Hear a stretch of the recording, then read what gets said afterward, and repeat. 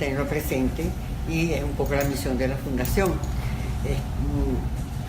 Ya tenemos 25 años trabajando en Venezuela y hemos querido celebrar los 25 años del aniversario abriendo la fundación aquí en Miami.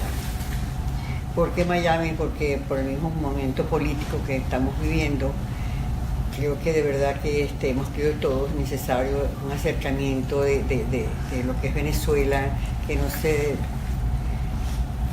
desplacen demasiado a Venezuela, que Venezuela que se olvide de Venezuela. Francisco siempre decía mucho que el destierro se puede aceptar, pero no el desarraigo. Entonces, para evitar un poco el desarraigo y todo, es bueno, y es nuestra intención de hacer eventos donde podamos entonces conservar al venezolano la cercanía con el país. Y en ese sentido, pues entonces hemos querido hoy hacer acercamiento con el libro de Carlos Rangel, hijo de un gran amigo nuestro, de él y de su esposa Bárbara. Conservamos una gran amistad. Entonces, de verdad que nos sentimos muy orgullosos de poder presentar el libro de Venezuela Imposible. Espero que disfruten. Claro. Bienvenido a la Fundación. Muchas gracias, María. Entonces, tú, María Teresa, va a hablar un poco. Gracias.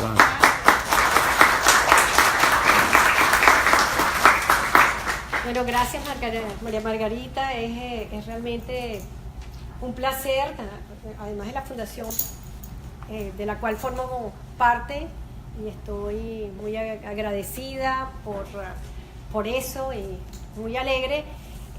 También le debo estar muy agradecida a Carlos, que me pidió que no solamente leyera su libro desde el principio, y estuvimos dale para acá, dale para allá, como son siempre los libros, sino que también me pidió, junto con otras personas, pues que les diera mis sugerencias, mis opiniones, y que le escribiera pues una pequeña presentación que él dejó aquí en la contraportada del libro, y que le presentara hoy, que diera unas palabras en torno a este esfuerzo que, como todo esfuerzo de escritura, tiene que ser muy bienvenido, más en estos momentos en Venezuela, y más con una persona como Carlos, que es, no desde ahora, desde hace tiempo, una persona preocupada por el devenir venezolano, preocupado sobre todo por esta crisis económica y política que estamos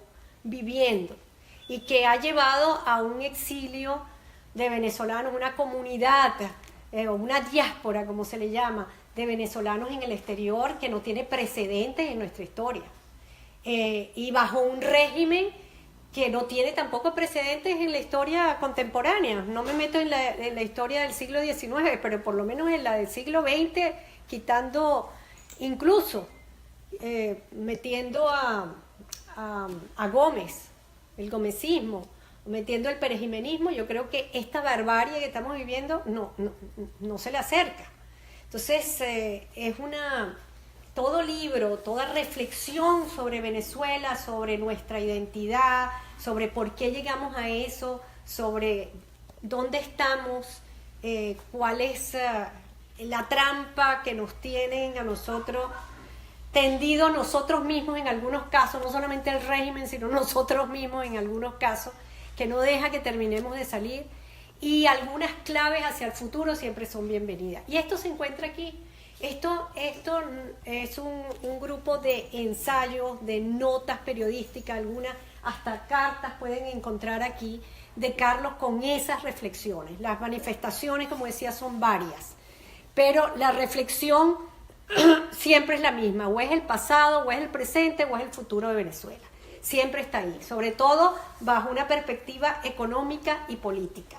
Una de las cosas, o del hilo conductor que tiene este libro, y que yo aprecio mucho, es que lo hace bajo una visión liberal, pero no el liberalismo político como se entiende aquí en los Estados Unidos, no, del liberalismo clásico, una visión liberal o libertaria, como algunos la llaman, que fue la que inició su padre con mucha valentía cuando nadie pensaba en eso, ni en Venezuela ni en América Latina, y que hoy está siendo tan apreciado. Pues Carlos sigue esa línea de pensamiento y en todos estos artículos manifiesta qué es lo que se puede hacer desde una perspectiva realmente de democracia liberal, que no es la que hemos tenido en nuestro país, lamentablemente. Nosotros hemos tenido una democracia populistas, incluso lo de los 40 años de democracia, que tuvo muchos aciertos, pero también tuvo sus errores. No tuvimos ni siquiera liberalismo cuando Gómez, que hubo un atisbo de liberalismo clásico. Eso no somos nosotros los únicos, América Latina entera tiene esa dolencia. Hemos hecho constituciones ni idiosincrasia partiendo de lo que realmente nosotros somos, sino siempre agarrando un poquito de Francia, otro poquito de España, también de los Estados Unidos, y no hemos creado nuestra propia democracia liberal. Y eso ha sido para él, ha sido uno de los fallos, y yo en cierta forma lo comparto, sobre todo desde el punto de vista económico. Es una serie de ensayos además que son muy ligeros, muy cotidianos de leer. No es un libro que uno pueda decir que es pesado, que tiene una teoría, no es un libro académico, pero no por eso deja de tomar y de reflexionar sobre estas realidades que todos necesitamos.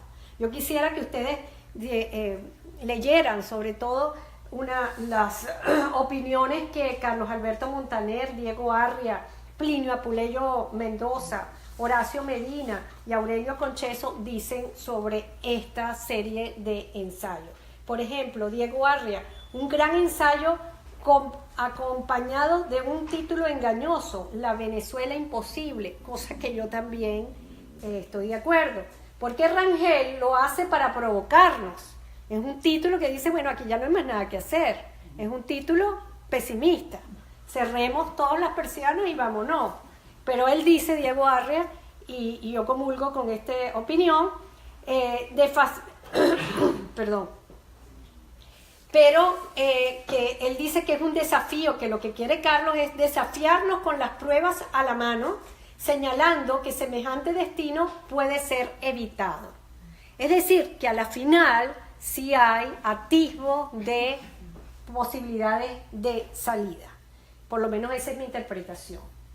Hay que recordar quién es Carlos, aunque todos es nuestro amigo, todos nos conocemos, pero hay que valorar que un arquitecto graduado en la Universidad Central de Venezuela, después entra a hacer sus estudios de posgrado en el IESA, en el área empresarial, y de hecho pues ha sido un empresario aquí en la Florida y se vino a los Estados Unidos desde muy joven, pero no por eso ha dejado de reflexionar. Y hoy en día podemos decir que Carlos es, más allá que eso, es un pensador de Venezuela, o por lo menos una persona que ha reflexionado en torno de lo que somos y lo que deberíamos ser. Y yo pues te agradezco este esfuerzo que ayuda a todos a aclararnos y pensar mejor. Muchísimas gracias a ti. Bueno, con esto vamos a bautizar el libro sin flores y sin agua y sin nada, antes de dar, digamos, el pase a la entrevista que le va a hacer nuestro doctorcísimo Cisneros. Venga. De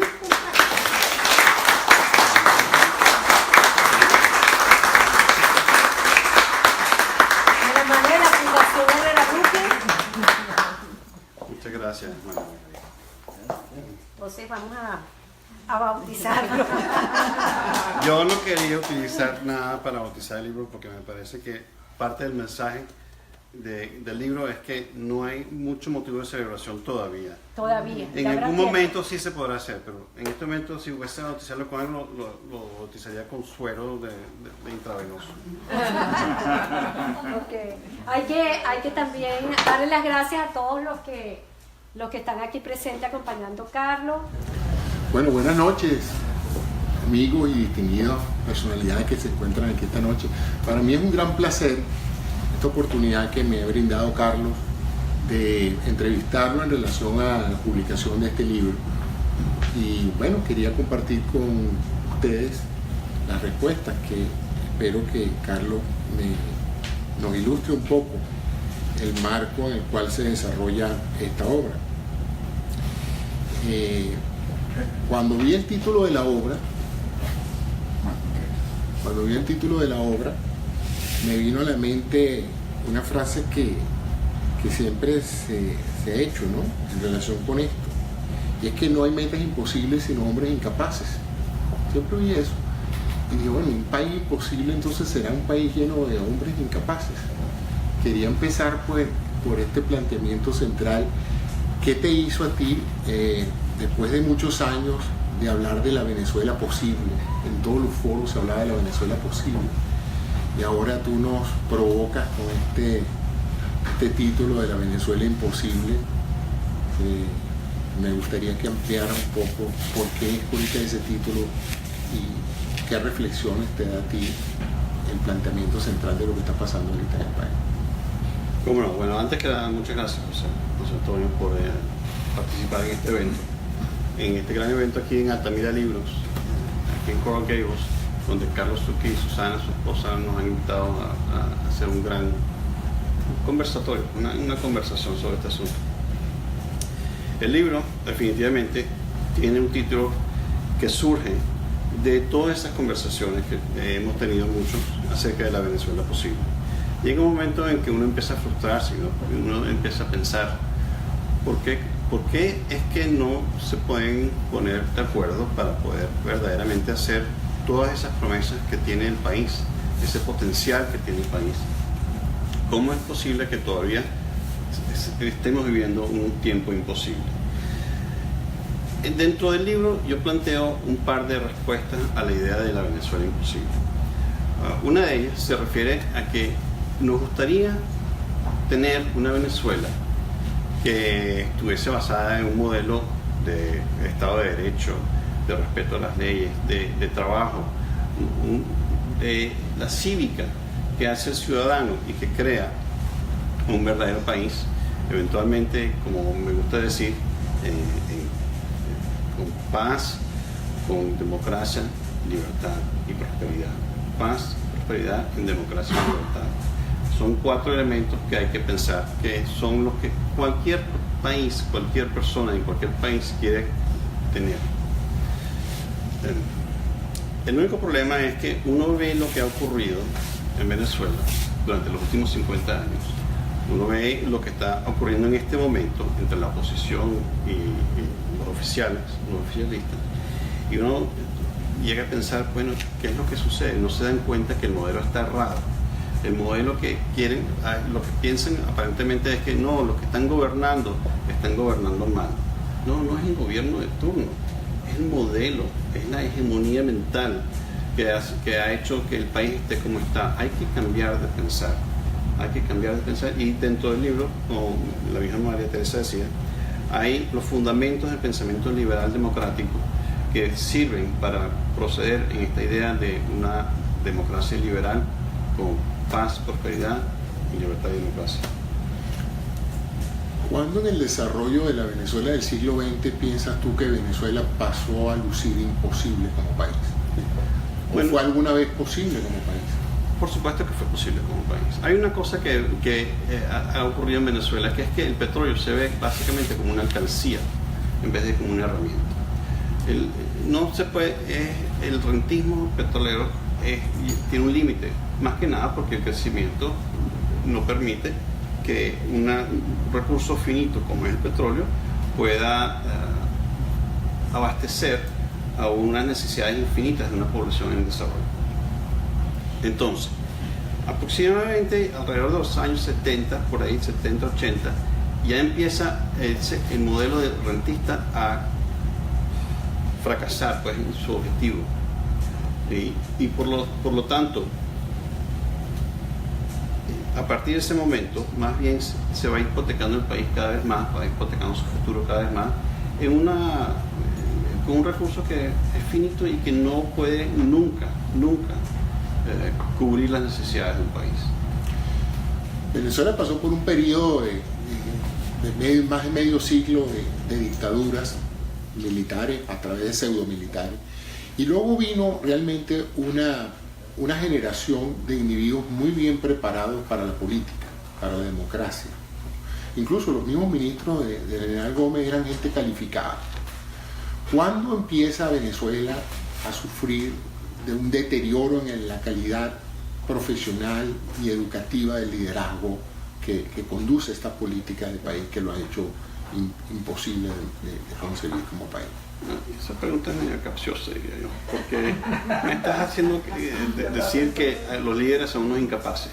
Yo creo que no han sido incapaces, no han sido mal educados, tienen una educación de altísimo nivel.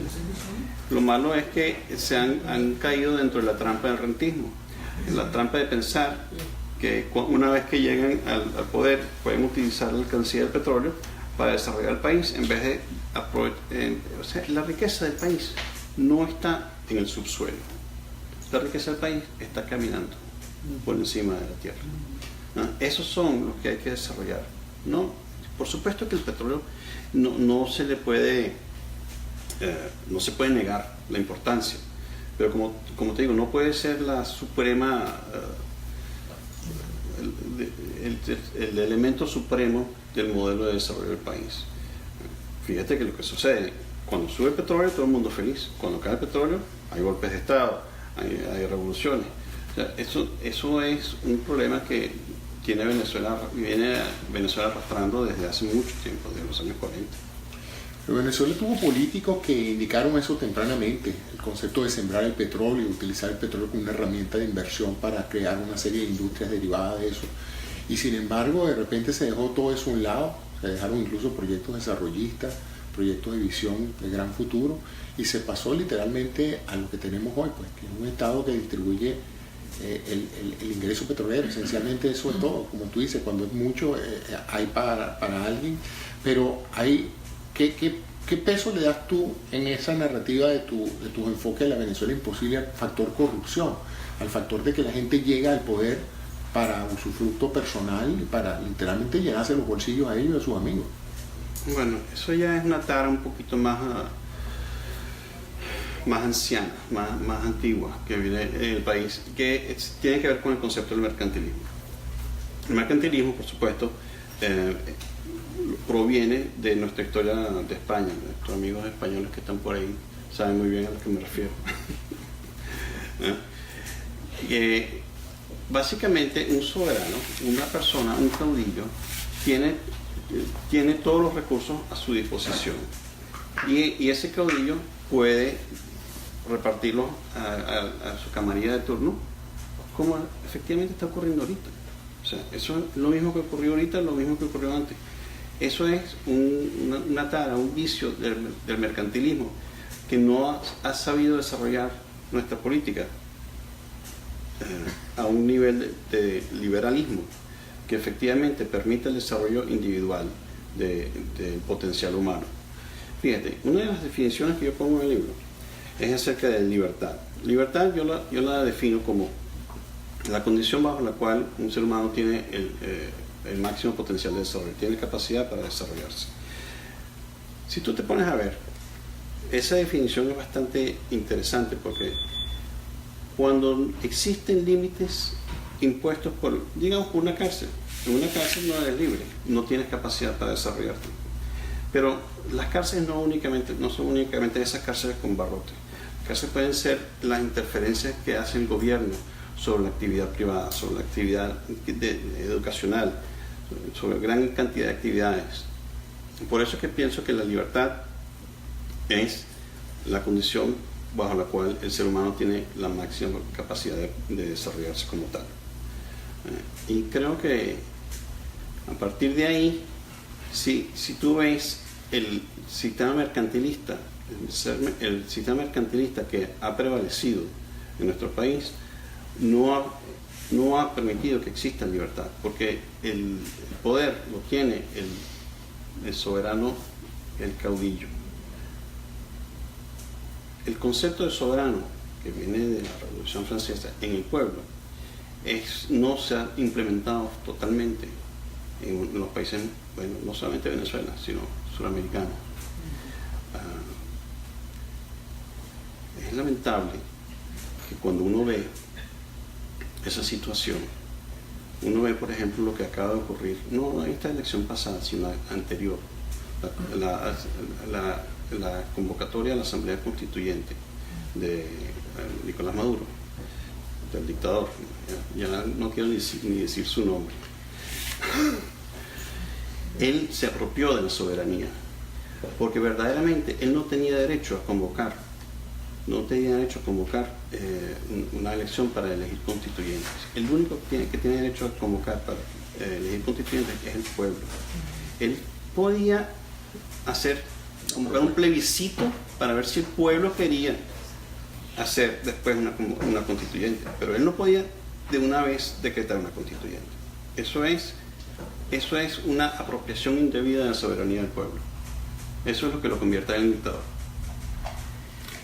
¿Cómo ves tú la situación de la Venezuela imposible a partir de este domingo con las elecciones y con el megafraude que se cometió y con lo que parece ser un daño tremendo a la confianza de la gente en el proceso democrático del voto?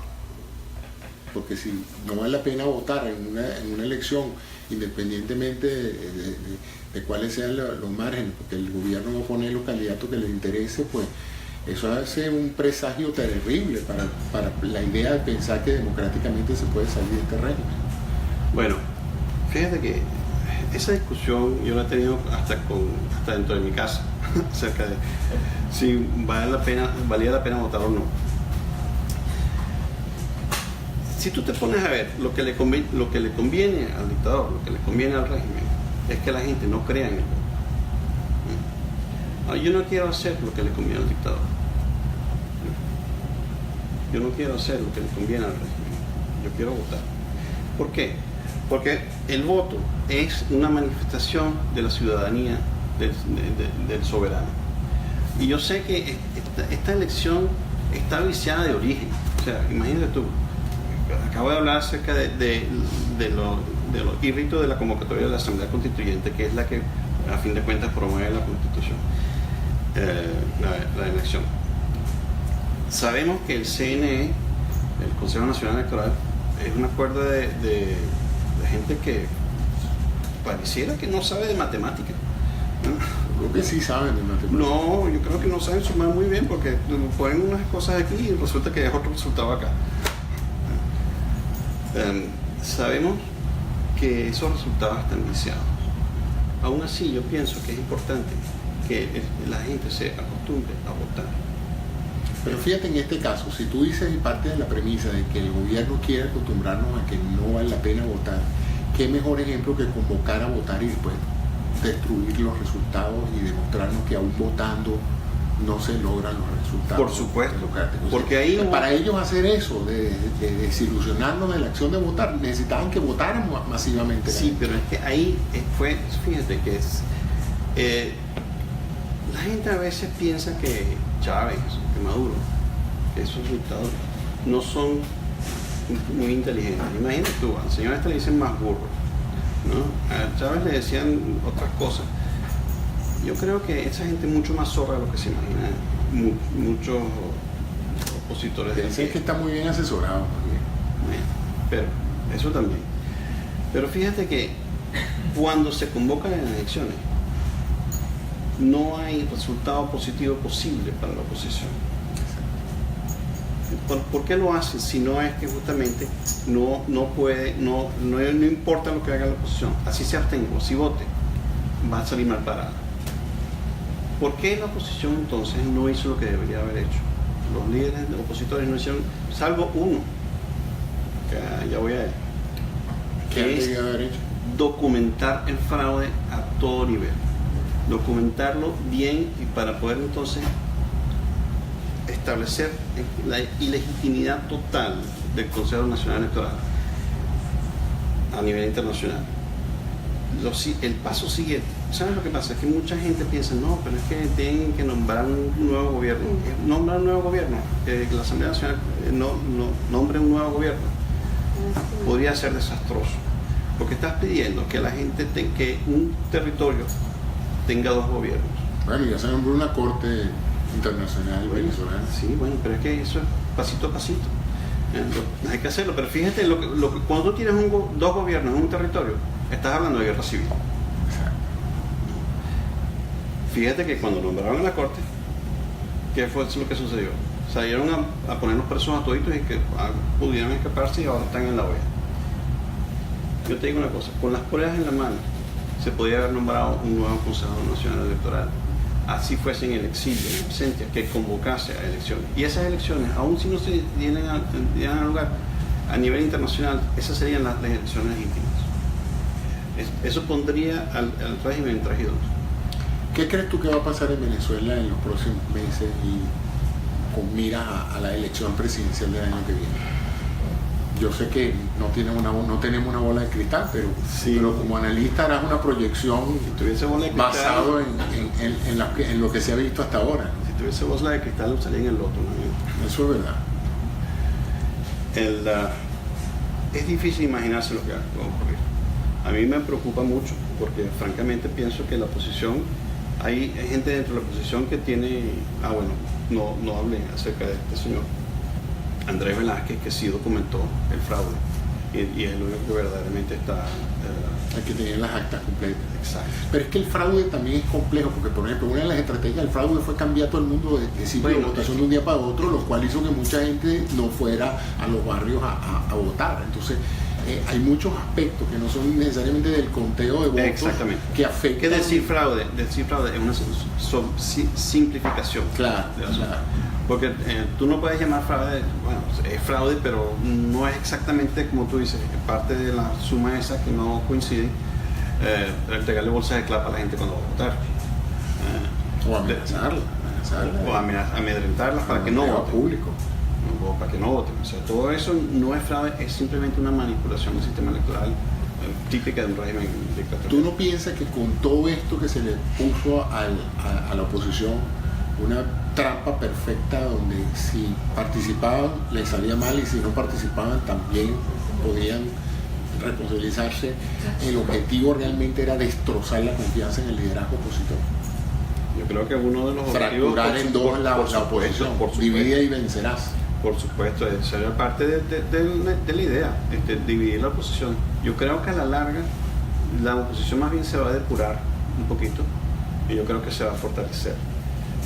Yo espero que eso suceda. Yo pienso que sí tienen que nombrar a los rectores del Consejo Nacional Electoral, sí tienen que convocar una elección aunque ni siquiera existan urnas, pero fíjate, se pudo hacer una elección, un plebiscito de opinión que más o menos fue exitoso.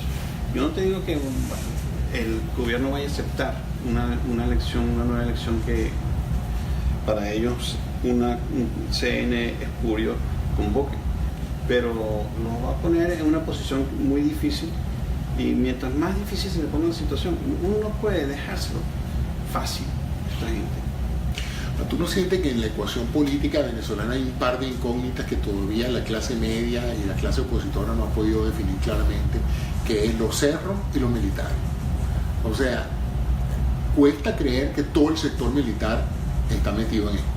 O sea, no pueden ser todos narcotraficantes, no pueden ser todos corruptos, no pueden ser todos traidores. En absoluto. Tampoco podemos pensar que la gente de los cerros está toda con el esquema económico de esta gente.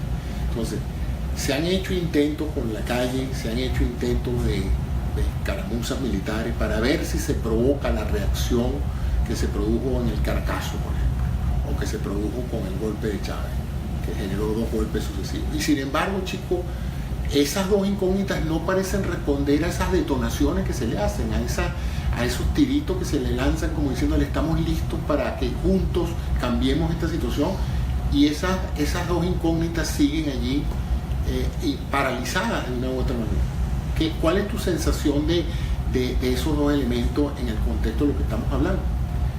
Bueno, empezando vamos a hablar de los cerros, lo primero que tú dices. La gente le resulta muy difícil hablar de política cuando tiene hambre. Una de las tácticas que hacen regímenes represivos es simplemente hacer que la gente tenga que sobrevivir en vez de vivir. Mucha gente está tratando de sobrevivir y no puede, o le resulta difícil, y mucho menos entonces se va a poner cuestiones políticas.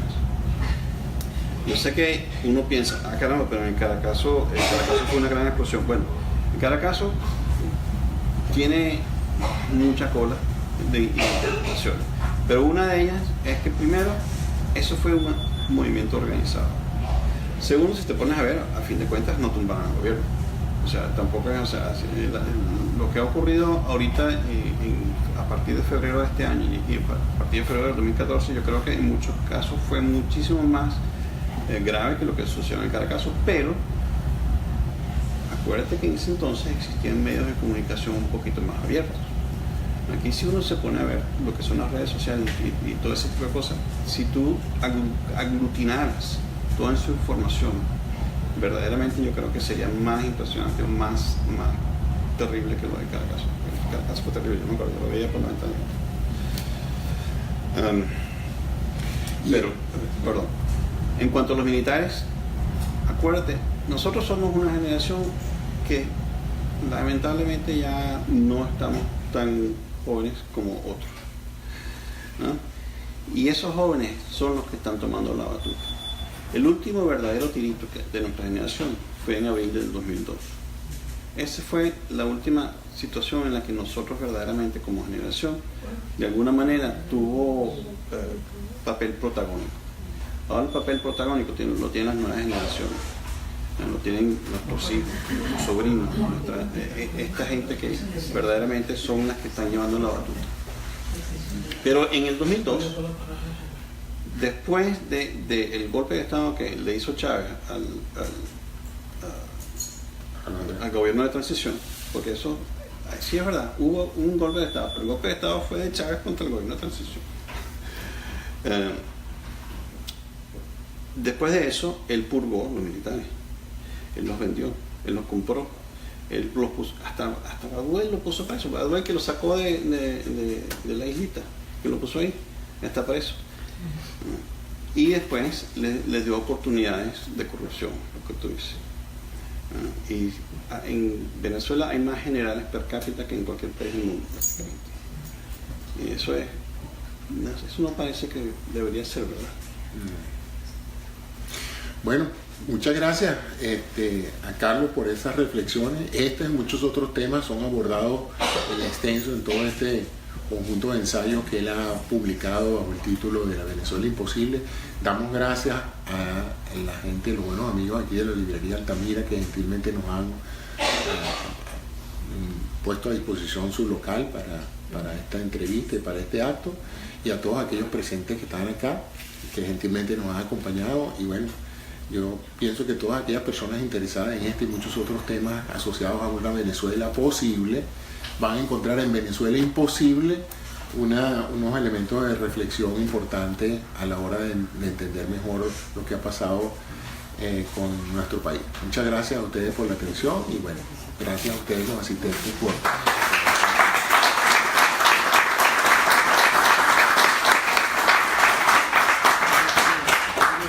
¿El público quiere intervenir? Sí, si hay alguna pregunta. Adelante, general. Buenas noches. Más que pregunta es un comentario, ¿no?, sobre el título, que sí, sin duda es provocativo, pero yo estoy de acuerdo con el título. Venezuela tal como está. Si no hacemos una revolución, no estoy hablando de un golpe de Estado, una revolución mental, es imposible hacer una cosa diferente.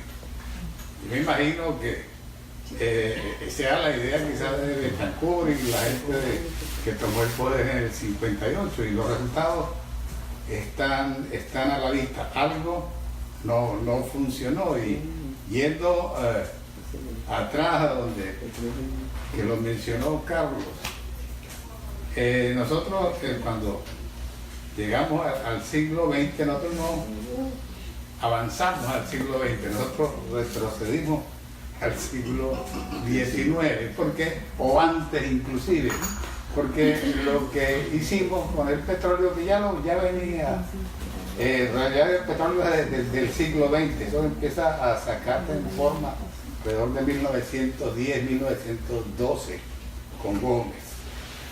Y el petróleo es el que permitió a la Venezuela rentista, que si fuera solamente rentismo, no pasaría nada, todo el mundo estaría en su casa viviendo las rentas, pero es peor, porque el petróleo le da a un gobierno de turno, no importa que sea comunista o capitalista o lo que quiera hacer, le da no solamente el poder político, sino le da el poder económico.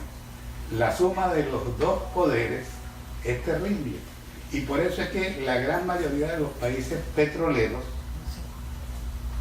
que viven del petróleo, porque Estados Unidos es uno de los principales productores de petróleo del mundo, pero no vive del petróleo, le da ganancias, por supuesto, pero uno no considera que los Estados Unidos no son un país petrolero. Venezuela sí, Irán, Irak, Libia, Nigeria, todos esos países son dictaduras, porque el efecto petrolero que le da un poder inmenso al Estado que va más allá del poder político. Mientras eso no se cambie a través de un pensamiento liberal en el sentido más bien de liberar la economía, y cuando digo liberar la economía no quiero decir que hagan lo que les dé la gana. La economía hay que controlarla y hay que supervisarla, pero hay que dejarla que se desarrolle. Capítulo 22.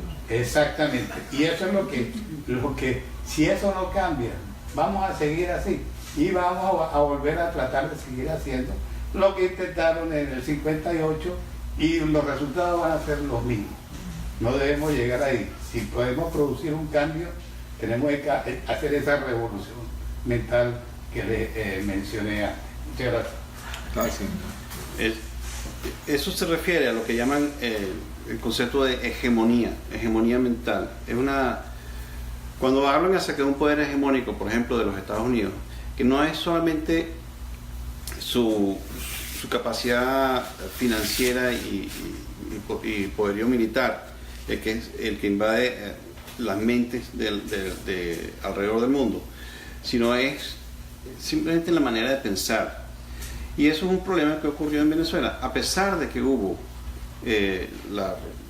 un cierto liberalismo bajo Betancourt y bajo Leoni. La hegemonía mental del poder económico combinado con el poder político sobrepasó ese liberalismo. Al ocurrir eso y al acrecentarse el poder económico del Estado, cada vez más se reduce la economía privada y, como decía anteriormente, le pone unos barrotes a la libertad general, no solamente individual, sino de los actores privados del país. Eso es el concepto de hegemonía política que se ha mantenido dentro de Venezuela, que no se ha cambiado. Es lo que tú dices, Carlos, que el modelo mental es el que hay que cambiar. ¿Alguna otra pregunta? Bueno, si no, damos por terminada este evento y les agradecemos a todos su asistencia y su participación. Y bueno, aunque no pudieron asistir, lo vamos a tener en Facebook, lo vamos a tener en lamira.net, así que ahí podrán ver este evento y otros que también estén asociados a la librería Altamira y a la Fundación Francisco Herrera Luis, que gentilmente pues está auspiciando todo este tipo de eventos culturales y sociales. Bueno, muchas gracias a ustedes por todo.